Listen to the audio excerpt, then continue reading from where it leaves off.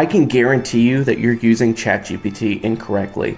You're probably using it like a Google search engine. You're going in there, creating just some simple requests, and then you're just using whatever it gives you. And what it gives you is probably robotic, stale, bland.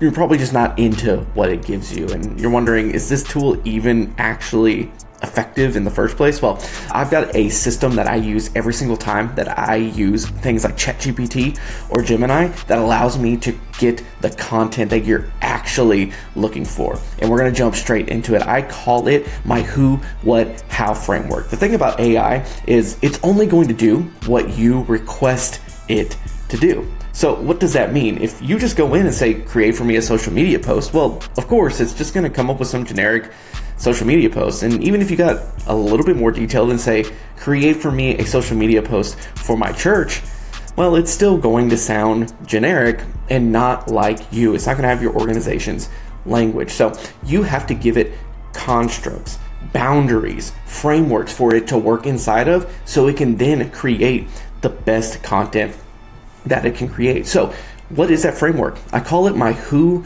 what, how framework. What does that all mean? Well, who is you need to tell ChatGPT or whatever LLM you're using who it is. If you tell ChatGPT that it is a social media director with over 25 years of experience, well, all of a sudden you just gave it a framework to work inside of. And all an LLM is just trained data on what humans have created since we've been recording information. So if it knows that it's a social media manager or director with over 25 years of experience, it now knows what kind of information to work inside of.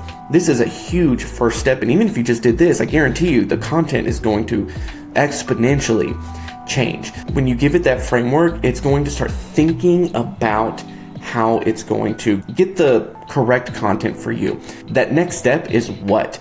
And so you need to tell it exactly what you're trying to achieve. If you just say, I'm needing a social media post for my church, you're not really giving it a great starting point. But if you said, I have an outreach event coming up in the spring for Easter, and we need social media content, maybe even a social media plan to really help us reach our community. You can give it the name of the town. You can give it the demographics that are in your community. And then all of a sudden, it now knows that it's a social media director, and it knows the community that you're trying to reach. So you've really now given it 2 guardrails to really start giving you the content that you're searching for. And then how? Well, it could just start spitting out all this information, but ultimately, you want it in a very specific format. So maybe you do just want images. Maybe you want just the copy for the social media post.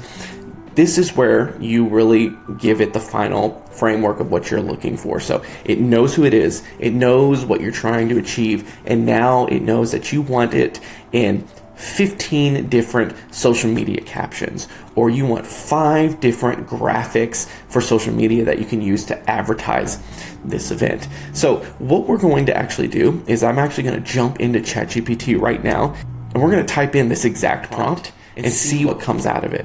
So right here, I'm going to type in, you are a social media director with over 25 years of experience. I have a spring festival coming up to celebrate Easter, and we want to invite our whole church community to this event. We're actually located in Dalton, Georgia, and our church's name is Dalton First United Methodist Church, or Dalton First UMC for short. Our community is actually predominantly Hispanic, and with the secondary demographic of being white or Caucasian, we want to create social media content that goes hand in hand with our community and really invites them to feel welcome and encourages them to be a part of the community. So we need this copy to be bilingual. I want you to create for me 15 social media captions that I can use for platforms like Facebook, Instagram, TikTok that I can start using today to start getting the word out. Now, let's see the content that it comes up with. Look, we did this in 5 minutes. It's incredible what AI can do for you in such a short amount of time. Gone are the days where you would spend 2, 3, 5 hours working on a social media campaign for an event. You can get it done in 5, 10, 15 minutes. What that really means is the ultimate thing that we're trying to achieve here at this channel. It means that you're redeeming your time so you can get back to what's really important, and that's being with people. So if this is the kind of content that you've been looking for, or if you found value in this, I just want to let you know that I have a free toolkit called the Redeem Your Time Toolkit. It comes with a couple different ebooks and some posters that you can use today to start redeeming your time. And I promise you, within the next 24 hours, you implement just one of these things and you're going to start to see your time come back to you. And I want you to find this time, because you weren't created to sit behind a screen. We were created for people, not pixels.